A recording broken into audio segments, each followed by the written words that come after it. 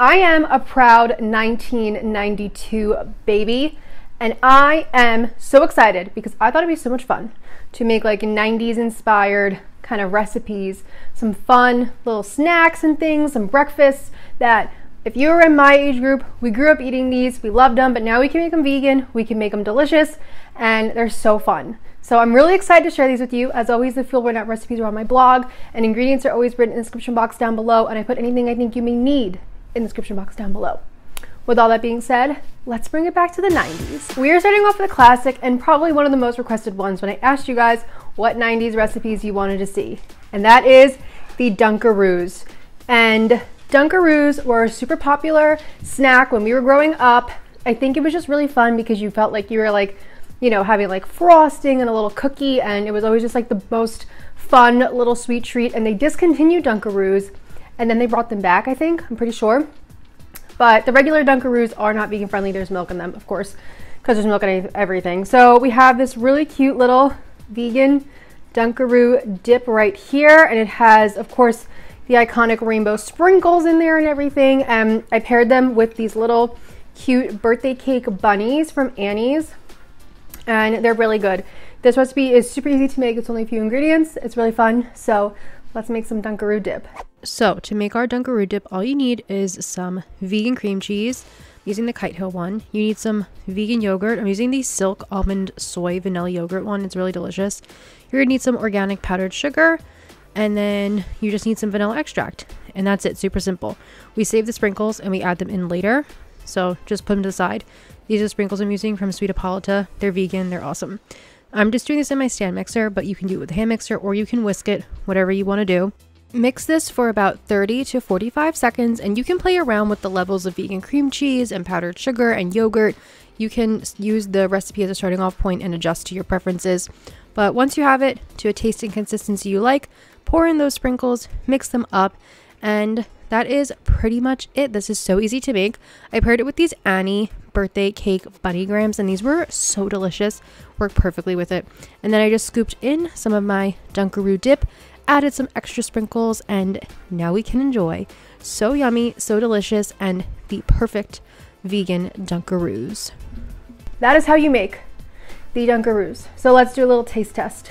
These little bunnies are so good. Okay, we got a nice dunk there. The one thing I will say, this is delicious. I do remember the Dunkaroo dip being a little bit thicker. So if you want to add in more vegan cream cheese to make it thicker, you can.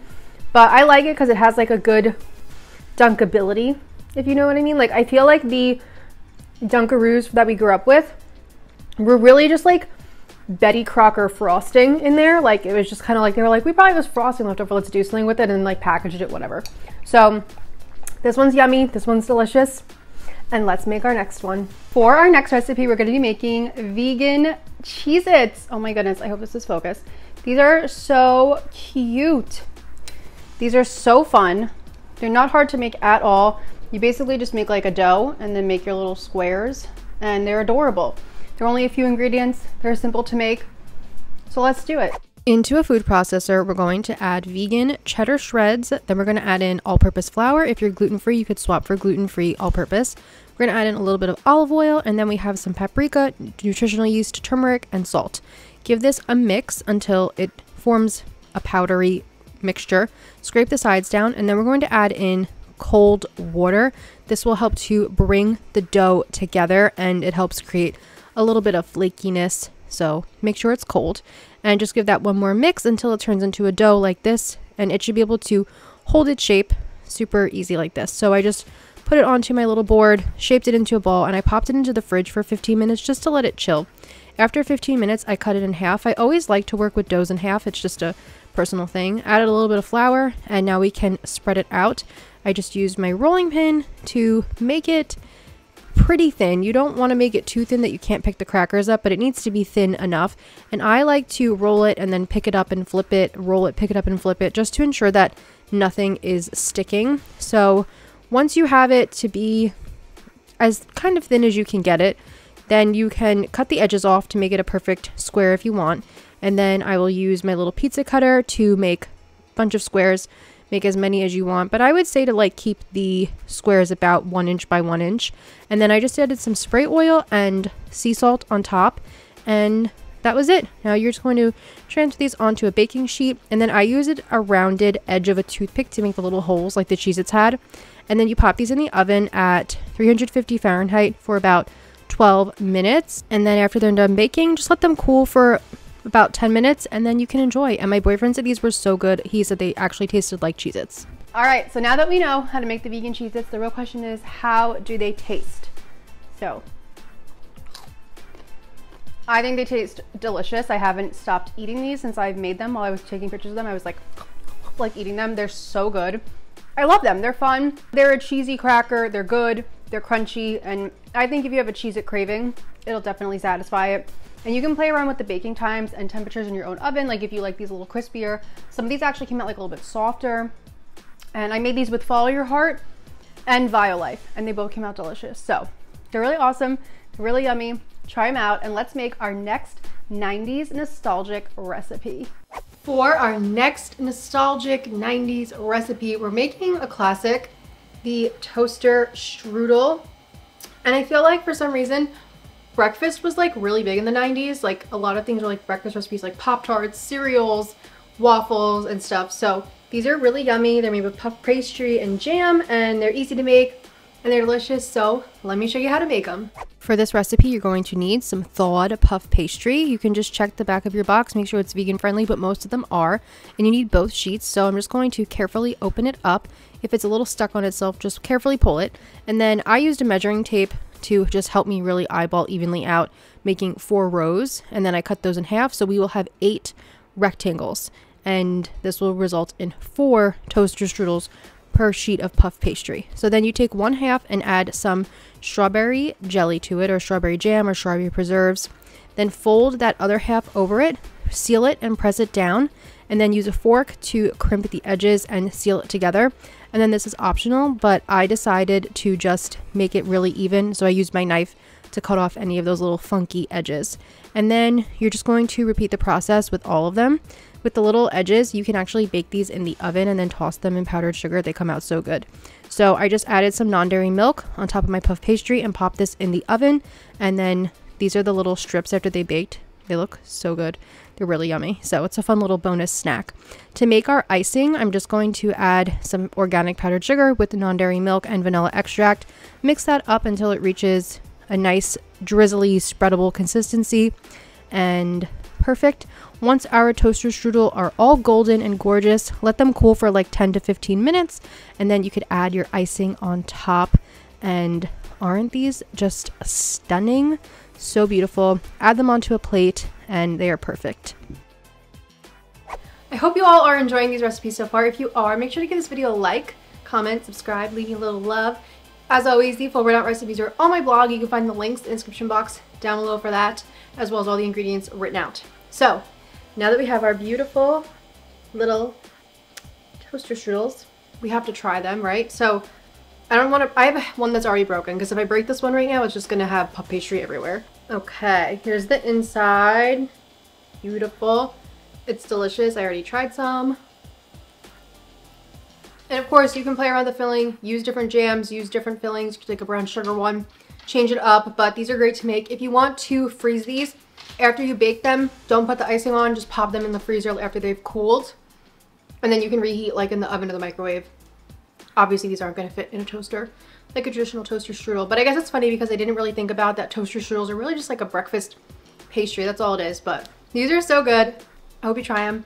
And let's make our next recipe. And for our last recipe, we're making cereal, and we're making Cinnamon Toast Crunch. I feel like the 90s were all about cereal, right? Like there were so many cereals, so many things. And now we can enjoy these little squares, these little Cinnamon Toast Crunch squares. I know Cinnamon Toast Crunch is still around, but most cereals like that aren't really vegan friendly because of like the added vitamins that they add in are usually animal derived, and then some things have milk, so whatever. We're making them. They're easy to make. These aren't exactly like Cinnamon Toast Crunch because you just can't like roll it out thin enough to get it to be super thin like that, but these are cinnamony, they're sweet, they're crunchy, they're crispy, and they're easy to make. So let's do it. We first need to cube up some butter. We're going to add 2 sticks of butter, but I just start with half just to help the food processor out. So I'm just cubing it up. Then we're going to add in our all-purpose flour. If you're gluten-free, use gluten-free all-purpose flour. And then we're also going to add in some vanilla extract. I'm using the Cinnamon Toast Crunch Cinnadust, but in the blog I have directions for making cinnamon sugar. It's really easy, so whatever you want to do. And then I'm going to add in some cold water again. This is very similar to how we made the Cheez-Its. And I'm just going to pulse this in the food processor. And then I will add in that other half stick of butter. Well, half cup, which is like a stick of butter. And then we'll add in a little more water, and then we'll just keep processing it until we get this nice dough. And you may need to add more flour. Don't worry if you do. The dough is a little bit soft and sticky, so if you have to add more flour to knead it and get it into a nice ball, then you can.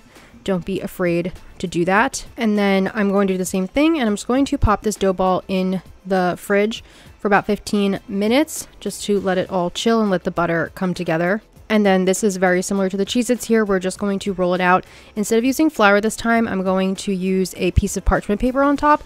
Just helps a little bit more because this consistency of the dough is slightly different. So add the parchment paper on top. And I liked using the silicone mat underneath because it just helped for there to be like no movement. And again, you want to roll these as thin as you can. But these are a little bit harder to roll out. They need to be a little bit thicker because of the vegan butter in there. I did the same thing where I cut the edges off and then I made rows and columns, again trying to keep it about like 1 inch or a half an inch. And then I added spray oil and my Cinnadust on top, or you're going to do cinnamon sugar. And then to get these off of the silicone mat, I found it helpful to slide a knife under there and then I could pick them off one by one. These are the same baking time, 350 at 12 minutes. And then that's it. They go in the oven. They come out golden and crispy. And then from here, you can add them all into a bowl. And then I added a little more spray oil and added a bunch more cinnamon sugar and just coated them up and got them really, really nicely coated in this because that's the only flavor these really have. They're a pretty plain little piece of cereal on their own. So just coat them up nicely. And there they are, our little Cinnamon Toast Crunch. So cute, so beautiful. And then I'm just going to pop some into a bowl with a little bit of non-dairy milk and some strawberries. And there we go. Super yummy, so much fun. All right, so here's our little Cinnamon Toast Crunch. If you like your cereal to be very sweet, like you want things sweeter, feel free to add in some sugar or maple syrup into the dough. It is sweet because it has the cinnamon sugar on the outside, but the dough itself isn't really sweet. So like if you want things to be really sweet, you should definitely add some sugar in. But let's do a taste test. Delicious on its own. And then I also have a little bowl of it as cereal with some soy milk here. And the best part, that's cinnamon milk. All right, everybody, and those were our really fun 90s nostalgic childhood recipes. I hope you enjoyed them. If you do, make sure to like, comment, subscribe. I hope you enjoyed this. And if you want to check out more videos, go check out some of the other ones. We've done some vegan cheeses this year. We've done some vegan mock meats, vegan eggs, really cool vegan deviled egg recipes. So I've been trying to put out lots of fun stuff. Go check out other videos if you haven't seen them. Thank you so much for watching. Thank you so much for being here, and I'll see you soon with another video. Bye.